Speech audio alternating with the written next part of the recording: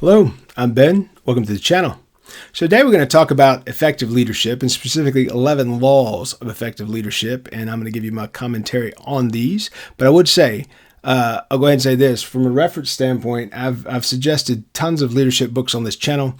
But I think specifically with these call outs, I will recommend the following.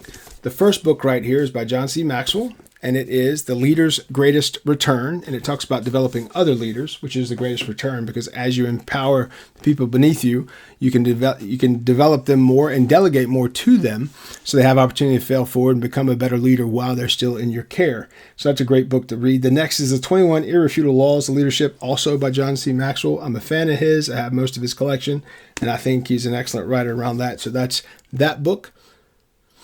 21 Irrefutable Laws of Leadership. And the third, I may have mentioned this once before. This is a great book. It's a little aged. It's by Steven Silbiger, and the 10-Day MBA Revised Edition. That is what that looks like. This book is specifically important because if you don't have a huge business background, but you've studied specific topics and you know specific topics very well, this book has a lot of keynote phrases and things like that to give you the ideas of things to study and to look up if you need to. As I went through the book, stuff that I wanted to dig into more, I just wrote the page numbers down. I can show you what that looks like there. You see those little page numbers written down? It tells me which page to go back to in this book. And to study that a little bit more, I actually do have a business education and a psychology degree as well. And I've had several other certificates around different parts of business and finance and mortgage and banking and different things like that. But I always find books like this still teach me something. So never stop reading if you're in business. Never stop learning if you're in business, because you owe that to your teams. You have to develop and continue to know things so you can continue to develop them and have them know things. So that is number one of the 11 laws of effective leadership. Number one is lead yourself before you lead others. And this will be the thumbnail of the video. I found this by Justin Wright on LinkedIn, and I do think it's a great call out. This gentleman's an MBA. And I think these are probably things he's probably studied on in specific topics, but these are things that come across your desk as a leader and things that you need to teach others. Lead yourself before you lead others. That specifically means that you know how to balance work and balance your life around work. You know how to improve yourself and continue to learn something in some capacity. You learn how to communicate effectively and be able to tell people what they need, give them suggestions on what to do there. And you know that constant feedback, consistent feedback, and praise is necessary in leading people. You also know that leadership is about leading people and management is about process and things. So if you know that, you're leading yourself before you lead others. Number two is hire great people and get out of their way. I agree with that. Hire great people, train them up appropriately, make sure they get specific training that you promised them, that you told them to be there, so they had the expectations of the job and how to achieve those things through the specific tools that are used by your company. If you're hiring the right person, they have history that should suggest they should be good at this job. They have prior history in that. That's why a resume is important. And they should have tenure in that job. They should have been there at least 3 to 6 years if it's a leadership role, where they've shown where they grow their teams and inspired their teams and stuck with their teams through the tough parts of the year, etc. So if you do that, you hire great people, then you get out of their way. You trusted that person, you hired them, you trained that person, you did that. Now give them the respect of doing what you hired and trained them to do and get out of the way. You don't want to micromanage people. If you're doing that, people are going to quit and leave. But you hired this bright, intelligent person. 2 good brains are better than 1. 3 good brains are better than 2, right? So every time you add a teammate and you get them trained up and they're good to go, you're just becoming a smarter and smarter, more powerful, more well understood and well-read team. So a team is greater than the fault of one. That's how you should be seeing that. So hire great people and get out of their way. Number 3 is be ready to dive in when needed. If you're doing one-on-ones like I suggest every leader do, and you're doing that with your direct reports. So if you're in a high leadership position, you may only have a dozen one-on-ones, a dozen direct reports. If you're a general manager of a plant, you could have up to 300 folks at your plant, which you split up that one-on-one opportunity with your leadership underneath you. Ultimately, you still want to do a one-on-one with those people at least once a year. If you have 600, you want to do one with those people at least once a year. It's only 2 a day for a year and you get 600 people done. So there's really no excuse not to be able to do one-on-ones, but you want to do that regularly. You want to have an open door and you want to have people understand that you care about what they do and you'll dive in when needed. By doing those one-on-ones, you'll know when diving in, you can give them specific leadership around key points to keep them moving. And it's just like a spot in a gym, okay? You're not going to lift the weight for them. You're going to lead them through it so they're understanding and they're learning from the process. That is what a leader is. You're getting in there with them. You're showing them this is how we do this. All right, you try it, you pull up, and you're doing that with the expectation that when you leave, now the next time they don't need your help there. They may need your help later down the line, but they can handle that now because you taught them that and you had the opportunity to do so. So that's really a great one there.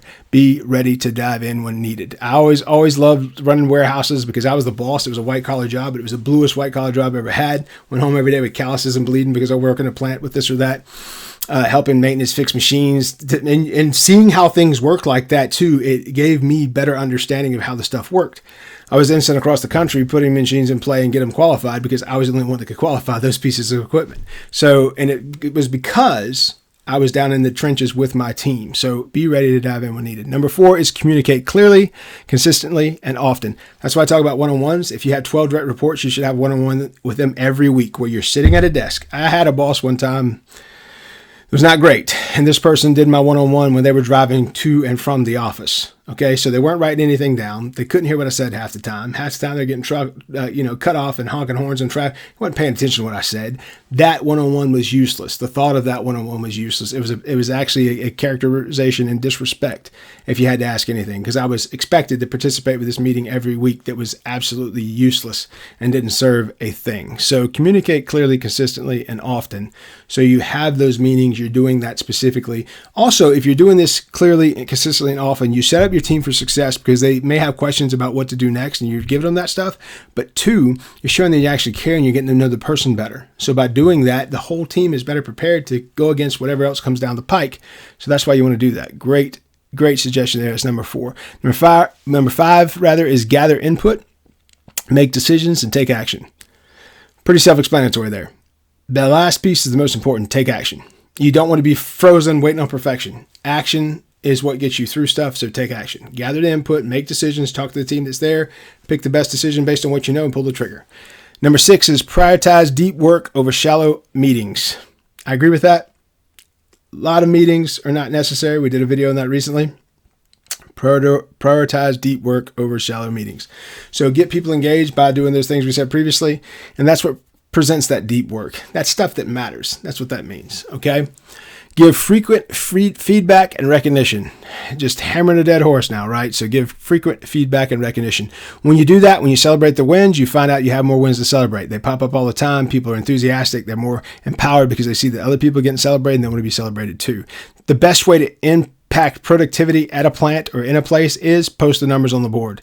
If you have the numbers on the wall and everybody has to look up there and see how they measure up, people are naturally competitive. They can't stand that. And what will happen is you'll have a team that's engaged and authoritative and getting after it.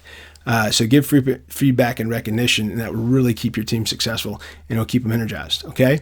Deal with toxic behavior swiftly. Fire it. I've said this in other videos. People that are toxic or complainers or negative Nancy's or whatever you want to call them, they have there's no way a place can be successful with many of those in it. The quicker you figure that out, and hopefully you figure it out in the interview process, hopefully that's one of the red flags from a hiring standpoint, that you see what they say. If they complain about things at home, they complain about their family, they complain about the last job, keep them out of there. You don't need to do that to your team. Your team, especially if it's a difficult job, the job itself will weigh heavily on your team, and you're working them a specific number of hours because you want them to have a work-life balance. This person can't be sucking the life out of them while they're there. They have to get out of the way. Deal with toxic behavior swiftly is number 8. Number 9 is focus on high-impact work and guide your team to do the same. So you want to do 80-20 rule. If there's 20% of your job and your functions that produce 80% of the results, then that's what you want to focus on. Many businesses that I go in and consult, they have too big of a menu, too many products to choose from. Some products are very profitable, some are not. I go in and say, stop making these things, just make these. Well, we like making these. Yeah, but they don't pay you anything. You don't make money off of that. Yes, you do make some, but at the end of the day, if you didn't do that, you have more opportunity to make more of these and, tighten up your QC and get more out to your customers so you can increase the people that you are supporting through that. And then with the difference you're not spending, you can hire more salespeople to sell widget A, which you're very good at. And then you're, blowing the doors off in a different way. So focus on high impact work and guide your team to do the same. 10 is take time off and encourage your team to. That's huge. What good are vacation days if you can't take it because the stuff's going to hit the fan the second you walk out? The job I mentioned earlier where the boss was so toxic was the same job where that person would give speeches on time, how they were going to hold us accountable and taking our time off. But every single time you took time off, that cat called you every day, at least 3 times a day. And if you took Christmas Eve off, they were going to call you Christmas Eve. And 3 years in a row, I was on the phone at 7:30 in the evening when I was supposed to be off for Christmas Eve, talking to that same clown. So at the end of the day, you want to be sharing this with the team and leading by example. You want to be taking your vacation days and requiring your leadership to take their vacation days as well, and do it strategically. I used to give one set group of people, they got to choose. They want the week before Christmas off and Christmas Day, or they want the day after Christmas off and Christmas Day. So you let the team pick, and I would always let my leadership team pick because I didn't have kids. And if they had kids, pick which days you want off based on school, et cetera, and I would do the other side. So just take time off and encourage your team to do so, and give some where you can, okay? Invest in your team's growth. That goes back to number 1. The better you train people and have those expectations, and the better you lead yourself to lead others, people are going to start to look at that, and you're going to be a role model for folks, and you're going to be something that people want to mimic. And that's the best way to make great teams. It has a quote here: leadership is not about making others better as a result of your presence and making sure that impacts last in your absence. I agree with that. Leadership is about making others better as a result of your presence and making sure that impact lasts in your absence. That's Sheryl Sandberg. I think that's a great slide. Please take a picture of that. Keep it on your phone. Have that. Make sure you're putting yourself in that pattern. I'm going to share this with people I work with here on, because it's a great way to show that leadership loop. This came off of LinkedIn by a gentleman named Justin Wright. So if you want to find this, you can find it on LinkedIn, but this will be the video's thumbnail. If you like subjects such as these, please like and subscribe. Definitely want the channel to grow. I'm Ben. Be good.